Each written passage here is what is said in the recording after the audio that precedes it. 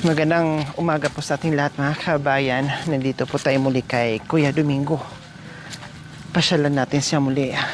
Hi Kuya, good morning po. Good morning. Wow, bagong ligo po kayo ah. Ha? Saan po kayo naligo? Saan po? Sa sapa? Ah, dyan na kayo naligo. Oh, nagsaing kayo. Anong ulam nyo? Ha? Wow, ang sarap po niya na. Ginisang sardinas. So ito yung binigay natin nung nakaraan. Ayun din ni Kuya. O hanggang ngayon marami pa. O marami pa yung mantika niya. Mayroon pa natirang sardinas. Sa pananghalian nyo po yan? Ano nangyari sa kaldero nyo? Walang takip. Walang takip? Ganito lang? Ayan po mga kabayan. No, buti naman din naluto din siya. Na kahit walang takip. Ayan po mga kabayan, yung kanyang sa to, rice cooker to eh. No? Siguro napulot lang ito ni Kuya Oming. Napulot niyo po ito? O sabi ko na nga ba eh. Napulot siguro ni Kuya Oming. Tapos hinugasan niya, no, at ginawa niyang saingan. Pati siguro yun. Kasi walang mga takip eh. No, sa rice cooker po ito mga kabayan. At buti naman din ay naluto. Na karton lang ang pinangtakip. Pwede din po sana ito Kuya Oming. Dahon ng saging. Pwede pang takip. Kaya lang po, walang dahon ng saging dito. Kung mayroon man, siguro malayo. No, ayan, tinanggal ko na. Para hindi sagaba pag tayo natin dito. Ito nilagyan ng ni Kuya Doming. Nilagyan niya ng karton para hindi mabasa. Pero okay lang po, mabasa yan, Kuya. Walang problema yan, Kuya. Kahit mabasa, ang problema, wag lang yung mabasa, Kuya ha. Ito okay lang. So, ayan, mamaya mga kabayan, may dala na kaming wire para palitan itong straw. Kasi straw lang to, mga kabayan, no? So, papalitan yan. Tapos ito, Kuya, halimbawa pag ganito na malakas yung araw, pwede nyo pong ilipat. Kumusta po sa gabi, Kuya, yung yung ilaw natin, malakas po ba? Ha? Ayos? Maliwanag? O, maliwanag daw po mga kabayan. Kasi nadaanan namin nung nakaraan, no, sinilip namin nung nakaraang gabi dahil chinek namin yung ilaw. Pero hindi na namin dinisturbo si Kuya. Basta huminto lang kami saglit dyan, no, at tinignan natin kung gumana or malakas yung ilaw ng solar lights niya. So okay mga kabayan, at least hindi na siya magkap-kap-kap-kap dyan pagdating sa gabi. Umulan ba? Umulan kagabi, hindi? Ha? Umulan? Pero hindi malakas, parang lang, no? Parang ambon lang, kasi kagabi, di ba? Parang ambon lang naman ang nangyari. So ang dami niyo pong kanin Ay, kabayo. Hanggang mamayang gabi na yan? Pananghalian nyo po ito? O hanggang bukas na kamo kasi ang dami na O sige, kain po muna kayo bago tayo mag-usap. Ha? Kain na? Kain tayo? O sige. Kain tayo. Kunin nyo po yung kanin nyo kung luto na. Sige, kain po muna kayo. Anong ginagawa niyo pong pinggan? Patag na puti, ma'am. Ha? Batag. Saan? Puti lang. Isa. Ay, ito? O sige, kunin niyo po. Kumain na po muna kayo. So, ayan po mga kabayan. No, tapos na tayo nahalian bago tayo pumunta dito. No, kasi meron lang tayong sadya dito kay kuya. So pakainin muna natin siya. Kasi tamang-tama ay kaluluto lang ng kanyang ulam plus yung kanin niya. Masarap yung sardinas lalo na pag yung mainit-init. Ito yung sinasabi ko na delikado. Kaya sabi ko sa kanya, pag once na tapos na siya magsaing, tanggalan niya or buhusan ng tubig or tanggalin niya yung mga katulad nito magkalaglagan, no? Ayan. Ito may mga baga pa. Pag once na kinain to ng apoy, no? And then lumakas. Nakita nyo naman ito kakainin niya ng apoy. Delikado talaga. Kaya sabi ko sa kanya, tanggalin niya yung mga baga-baga na maliliit na natitira para walang problema, no? Kasi delikado. Kain po muna kayo kuya, no? Dito lang ako, titinan ko lang yung bahay mo. So ayan ang ulam ni Kuya Uming. Ang sarap-sarap po yan, paborito ko po yan, no? And then, yung kanyang kanin. Tapos, ito yung kanyang plato. Yan na lang po yung yun na lang po yung tubig nyo, Kuya Uming? Ha? Yung dala ko pong tubig na inumin, nasaan po? May tubig pa, may laman pa po? Meron pa. Siyempre, tipid sa tubig si Kuya dito dahil siya lang mag-isa. So, yung plato ni Kuya Uming, napulot nyo rin po yung plato nyo? Ha? Saan nyo po napulot? Lahat po ito, lahat ng gamit na pulot ni Kuya Uming. Pati siguro itong lagayan ng tubig na pulot din. No? So ayan mga kaben, puro pulot itong mga ginagamit ni Kuya Uming. Tapos ayan nga po, pati sponge pang hugas si Kuya Uming ay karton na rin. Kasi walang kagamit-gamit nga. 'Di ba? Kung ano yung pwedeng mapakinabangan diyan sa tabi-tabi, sa mga nabasura na, no, pupulutin ni Kuya Uming, tapos hugasan, tapos gagamitin niya para meron siyang gagamitin kahit papaano. Tingnan nyo naman yung kanyang plato, halos nangalahati na, no, nawala na yung kalahati. Pero para kay Kuya Uming ay malaking bagay po yan sa kanya at mapakinabangan pa niya. Sige, kain lang po kayo, Kuya Uming. Habang mainit pa po yung yung kanin nyo. Masarap po yung ulam nyo, lalo na pag mainit-init yung kanin nyo. Umuusok-usok. Wala na kayong mangga, Kuya Uming? Ubos na po? Meron pa. Meron pa. Sige, sandok na po kayo ng kanin. Buti may... Yung kutsara nyo, saan din po galing yan? Sa pulot din po? Ha? Ayan. Pati kutsara na Kuya Uming. Sa pulot din po galing yan. Kung hindi natin nakita si Kuya Uming, no? Tapos paano kaya, no? Kung hindi natin nakita si Kuya Uming, paano kaya yung kanyang pagkain? Tulad ngayon, no, makakaluto kaya siya ng ganyan ngayon? No, busog kaya si Kuya Uming sa oras na ito? Nakakakain kaya? No, may isasaing kaya? Paano kaya siya? No, ano kaya ang mangyayari ni Kuya Uming? 'Di ba? So, pupunta siya sa basurahan, magkalkal or mamulot ng mga mangga para makakain siya. At buti na lang yung kayang tinitirahan dito mga kabayan ay nandito mismo sa sa bahay kubo niya. Ito nagsisilbi ng shade, no? Panangga ng ulan at init at bagyo o ano pa mang diyan, sakuna diyan na darating dito. So, ayan po mga kabayan. Ayan, bantayan niyo po yan, Kuya, ha? Kasi delikado po yan sa sa bahay kubo natin.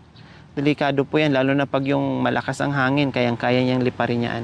May mga gamit dyan. So siguro galing din yan sa mga kalakal-akal. So ayan, may foam naman si Kuya dyan. Ayan, may higaan. Meron naman din siyang kumot, unan. Ayun, at saka yung mga gamit-gamit niya dyan.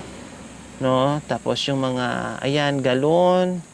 Malamang galing din sa pulot yan na nahugasan lang niya. Tapos nandiyan na yung mga damit niya. Ayan yung bigas mga kabayan, tinakpan niya. At saka yung dala nating tubig, nasaan na kaya? Kasi yun ang pang-inumin niya eh. Galing yun sa bahay.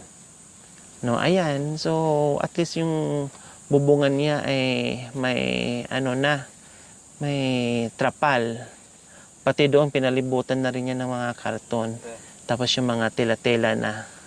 Para pagdating ng gabi, hindi masyadong kung saan kayo nag-iigib.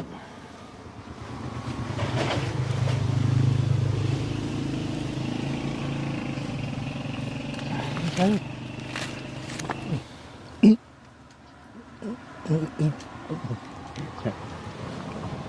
Ay, kabay ka!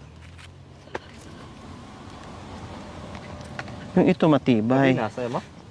Kuha ka. Ulam, lagyan mo ng ulam, kuya. Ulam.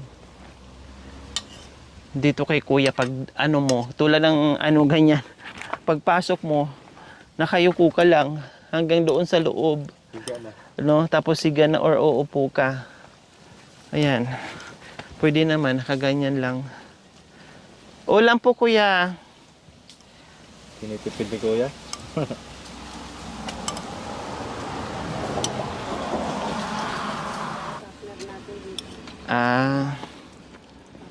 Kumuha si Mami D, pandagdag para yeah. kailang walang ganun din Mami D, pagtalian. Bitan. Yan, pwede kong makaupo dito. Wag na, hayaan mo na, baka mamaya mabali pa. Hindi. Hindi na yan.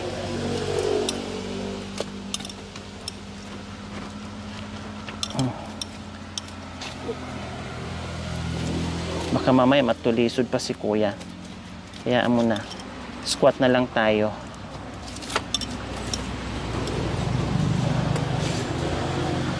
Dagdag na lang ni kuya yan dito. Ayan. Ito lang naman ang nabali. Oh. Yung maliit. Ulam kuya, kuha po kayo ng ulam.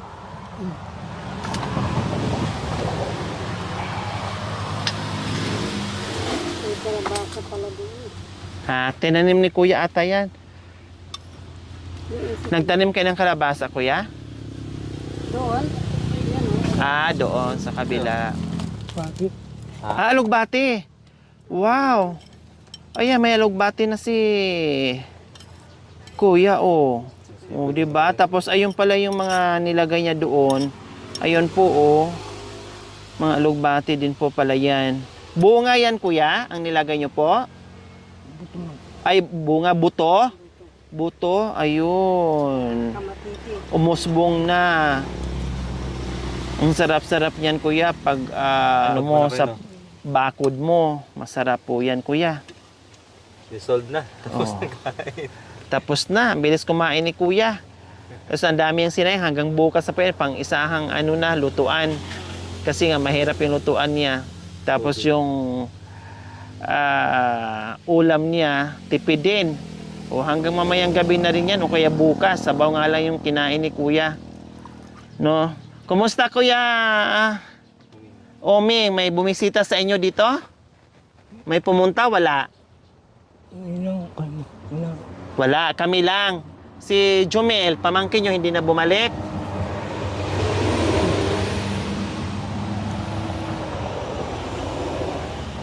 Busog na po kayo? Tama na yung kinain nyo? Ayos na? Stress ko. Ha? Stress. Ah, alas 3 ulit. Ah, kakain siya ulit daw ng alas 3. Merienda ni kuya. Oh, 'di ba kasi tanghalian niya tapos merienda niya alas 3 daw. Tapos anong oras po kayo maghapunan? 5 ma'am. Ha? 5 o'clock. Mga 5? Mga 5. Pero Ilaw ka na. may ilaw ka na, ha? Pwede ka nang kahit alas 7 maghapunan o alas 6 maghapunan. Siyempre, nung una nawala siyang ilaw, kailangan niyang kumain ng maaga. Kasi nga ay walang ilaw. So ngayon pwede na kasi matik yung ilaw niya. Baliktaran, kumbaga. Pwedeng para, pwedeng paloob. So yun papalitan natin ng wire. No? Okay. So, nag-igib po kayo kanina, Kuya Uming. Kapal mo. Ah, kahapon pa. Ah, nag-igib na kayo kahapon. Saan po kayo nag-iigib? Ano ito? Poso? Or di ano, di ganyan? Poso. Mga yan. Saan banda? Malayo po ba? Malapit lang. Malapit lang? Gusto mo bahay ata, te? May mga, doon sa may mga bahay? Pagigib ito. Ano, nangihingi ka ng tubig? Nakikiigib kayo? Hindi kayo nagbabayad? May tuwing Yung pera nyo nung nakaraan, may natira pa. Saan? Magkano natira? 500? Anong binili nyo po? ulam. Ulam. Ulam. Very good. Tama po yun. Opo, kaya sabi ko po sa inyo, kahit mayroon kayong grocery at bigas dyan, no, may hawak kayong pera para pag gusto nyo bumili ng ulam, ay may madudukot kayo. No? Kaya, Omeng. So ano, ready na tayo punta ng Antipolo? Ha? Uwi na tayo? Nakangiti po kayo ah. Pwede na tayong umuwi. Ha? Kaya lang maglalakad tayo. Ha? Okay lang sa inyo maglalakad tayo papuntang Antipolo? Saan yung gustong umuwi? Sa Palakipak or sa Antipolo? Pasta. Ha? Pasta mo. Ha? Kahit saan na. Kahit saan? Kapat. Antipolo. Sa Antipolo. Sa Antipolo na lang? Patsal no? Ha? Pasyal lang daw. Pasyal. Papasyal lang. Oo, talagang kahit ilang beses kong tanungin si Kuya Oming, pag pumunta doon, pasyal lang. Tapos, babalik pa rin kayo dito sa bahay nyo. Ha? Kung halimbawa, ilipat natin yung bahay kubo mo doon sa Palakipak. Okay lang sa inyo? Ha? Okay lang? Ililipat natin yung bahay kubo mo? Bawal na ako. Ha? Bawal. Ha? Bawal? Kundi gagawa tayo ng ganyan din kalit na kubo doon sa Palakipak. Ayos sa inyo. Saan ka mamili? Dito sa bahay kubo nyo or bahay kubo doon sa Palakipak? Ha? Transport. Po? Transport. Saan gusto niyo po? Dito o sa Palakipak? Bawal na kasi ako naman. Bawal ka na doon? Bakit bawal po kayo doon? Bintang na Dito ka na lang. nawawala. Yung tangkapang. Ano? Ha? Yung bintang. Bawal po kayo doon. Bininta na po yung lupa? Kinansper. Transfer. Nagkakagawala ng mga gamit. Yung bintang. Oh. Kaya mas gusto nyo po na lang dito. Mas gusto nyo na lang po dito sa bagong tirahan mo. Ayaw nyo nang bumalik ng Palakipak kahit halimbawa ay magpapagawa tayo ng bahay kubo doon. Ha? Bawal. Pag halimbawa na pwede, okay lang po sa inyo. Ha? Hindi nyo alam. Kailan lang po yan? Matagal na? Isang taon na. May isang taon na. Kaya po pala mahina kayo magsalita. Parang mahirapan kayo magsalita. Yung malakas. Minsan malakas. Minsan mahina. Nagyuyusi kayo? Tatlong stick lang. 3 stick. Utok.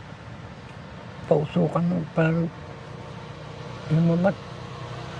Yung katinga. Makati. O Makati. Tapos parang mayroong lumalabas na bukol. Buhangin mo. Buhangin. Alikabok.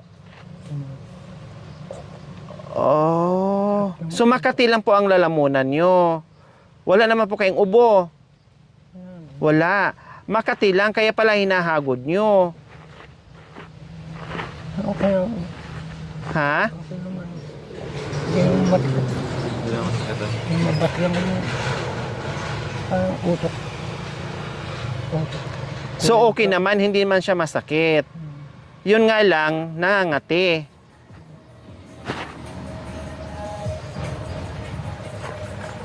Baka siguro mga kabayan, bakterya, hindi po natin alam. Kasi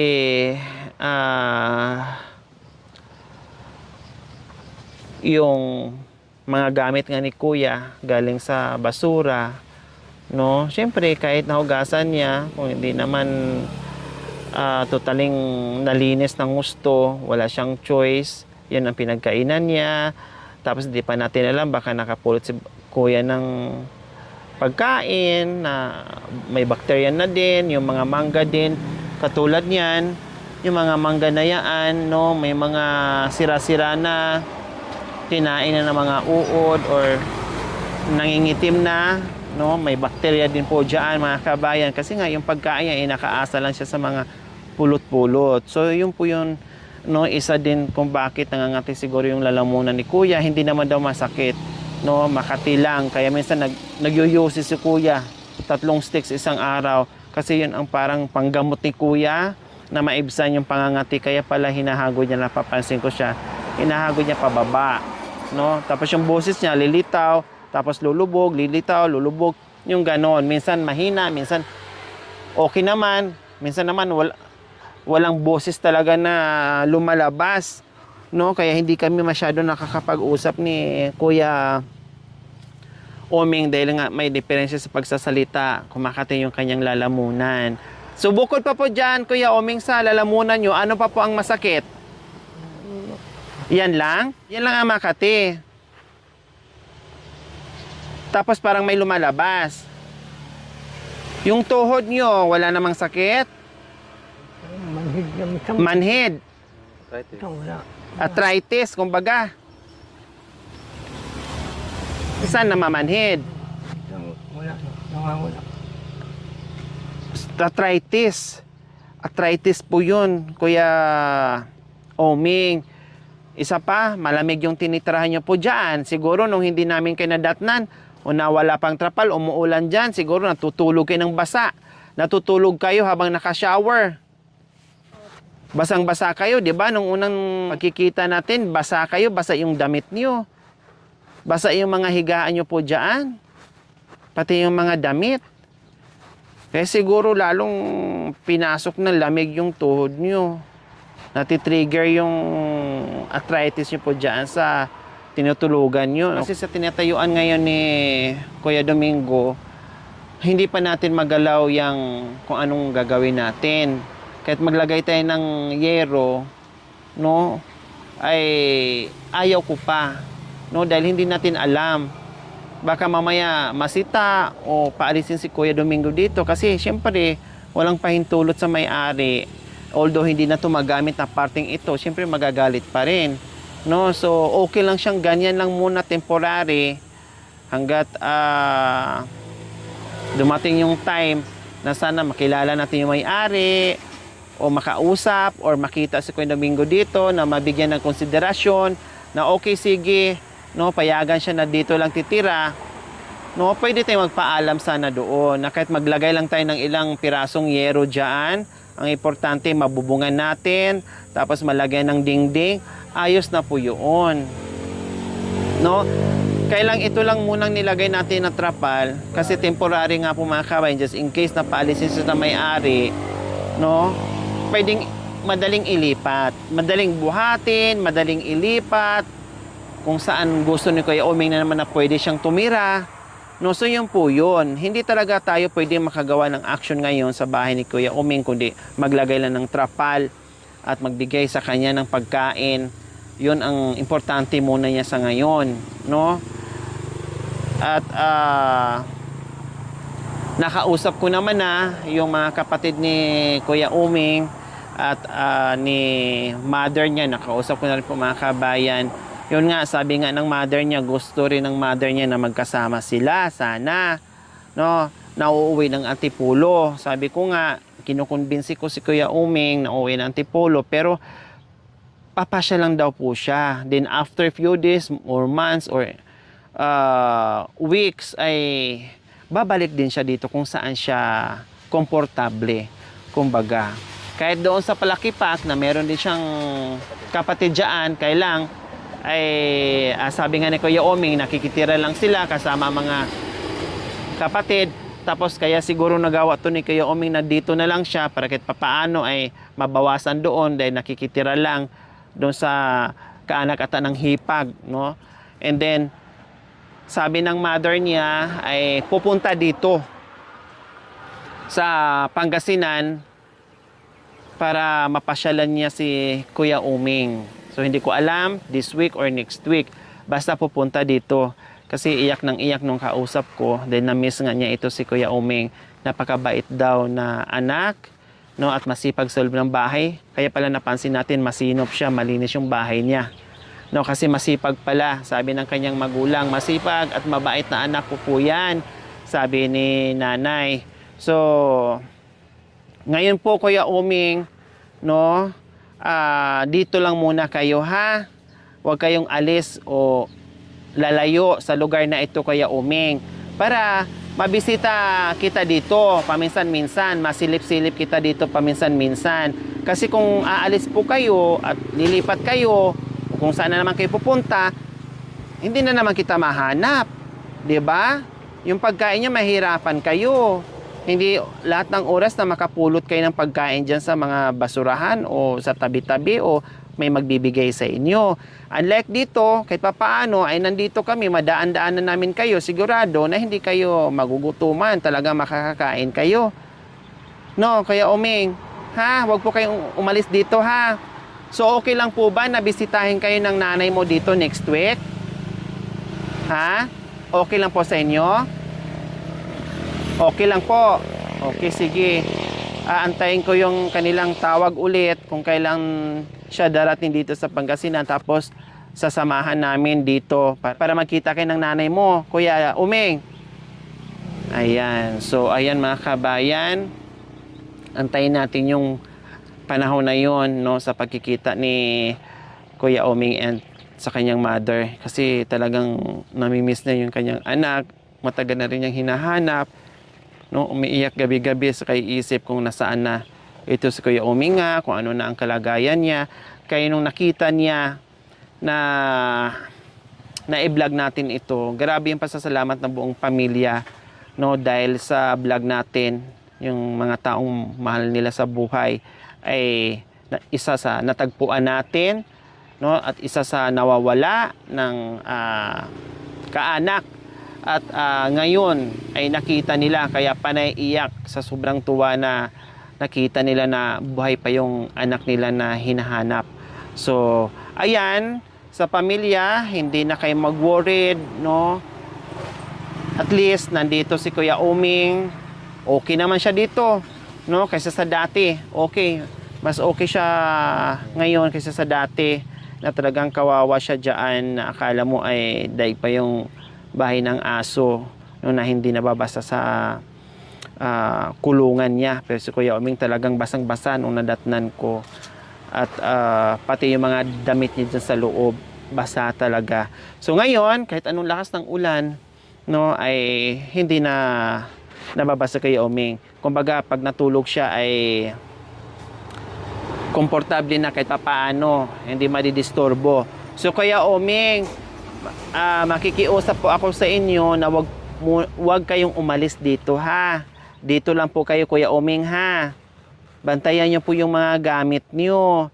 Baka kasi mawala yung solar pag aalis kayo, no? Ay, sayang naman. Oh, 'di ba po, Kuya Oming? Okay lang po sa inyo na bibisita si mama niyo dito? Ha? Na-miss niyo po ba si mama niyo? Ha, okay lang. Ano mensahe mo sa mama mo, Kuya Oming? Hinahanap kaya at umiiyak si mama mo. Kausap ko kahapon, umiiyak, humahagulhol dahil hinahanap ka po niya.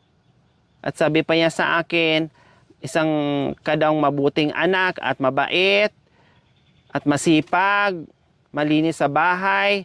Tama nga, si mother mo, dahil nakita naman namin dito na masinop ka sa loob ng bahay. Kahit ganito yung bahay mo, bahay kubo mo, pero napakalinis mo at napakasinop sa mga bagay-bagay. Excited ka na ba na makita niyo po si mother niyo? Ha? At nabanggit pa nga ni mother, ay sabi niya, sana makasama na lang niya si Kuya Domingo sa isang bubong, sa isang bahay kubo, no, para maasikaso niya, para magkasama na sila, para hindi na ito aalis at may kasama si Kuya Domingo, magkasama na yung kanyang mother, no. Kaya sabi ko lang, hindi pwede sa ngayon dahil ang tinitira ni Kuya Domingo ay kapiranggot lang. Saan matutulog si nanay? 70 years old na yon o mahigit pa. Kamamay magkasakit pa yung mother niya dito dahil syempre sa tulugan ni Kuya Domingo malamig dito. Baka magkasakit pa yung matanda. Kundi lalong problema, dalawa na ang problemahin mo. No, ang importante madalaw lang niya dito, makita niya yung sitwasyon ng kanyang anak. So ayos na yon. Pero yung dito titira or dito din matutulog si nanay, delikado para kay nanay sa edad niya. Kaya wag po muna, no? Hayaan natin, unti-unti nating i-convince si Kuya Uming kung uwi siya ng Palakipak or uwi siya ng Antipolo. Sa ngayon, talagang mas pinili niya dito. Siguro feeling niya mas komportable siya dito, feeling niya mas malaya siya dito, wala siguro magbabawas sa kanya, walang magsasabi sa kanya, etc. etc. So may mga reason po kasi mga kabayan bakit ito yung pinili niyang buhay, no? May mga kanya-kanya tayong reason na ito yung pipiliin natin, mas gusto ko dito, no? Kasi may mga rason po yan. So hayaan po muna natin si Kuya Domingo, no, na mag-isa dito, mamuhay mag-isa. At ang importante ngayon nandito tayo na kahit papaano yung pagkain niya na meron siya sa araw-araw na hindi niya nahahanapin o hindi na siya malilipasan ng gutom. 'Di ba? Kasi yung tulad niyan, kalahating kaban na bigas, ang tagal-tagal niyang maubos yan kasi mag-isa lang naman siya. Tapos yung kain niya hindi naman ganun kadami. No? Matagal maubos yan kay Kuya Domingo plus yung grocery niya. No? Ilang taon na po ba hindi nyo po nakikita si mama nyo? 13 years old. 13 years na? Grabe, ang tagal na po nun ha. Kasi ganito po yung mga kabayan, tama yung sinabi ni Kuya Domingo na yung asawa niya ay namatay na. Ilongga nga po, taga Iloilo. Yun din po ang banggit ni Kuya Domingo sa atin, pati doon sa kanyang mother. May isang anak, babae. 3? Pero ang nabanggit ni mother niya, isa lang po ang anak ni Kuya Domingo. Babae, matagal na panahon na walang communication kay Kuya Domingo. Baka nung namatay yung mother, or bago namatay yung mother, kasama sa inuwi doon sa Iloilo, no, baka hindi na nakabalik na Maynila kasi nga wala yung mother, plus wala din yung father. So, hindi sila nagkikita. Walang komunikasyon until now. So, maraming iniisip si Kuya Domingo, no?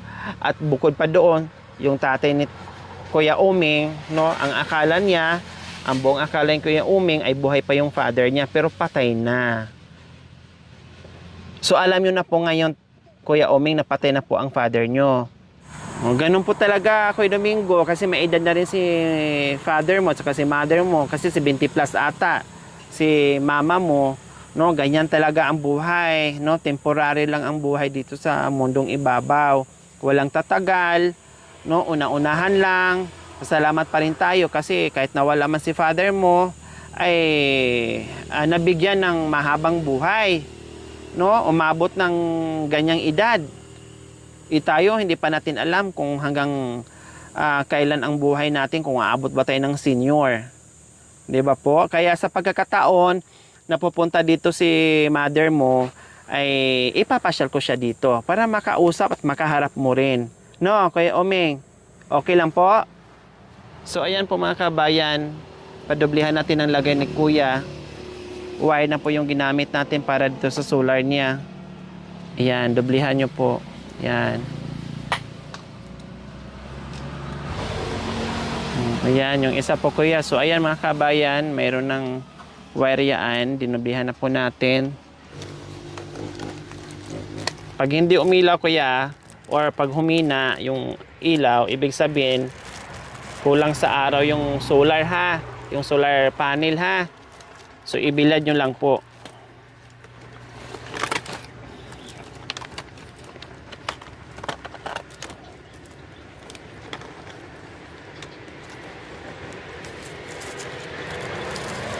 Ayan, mahigpit na yan.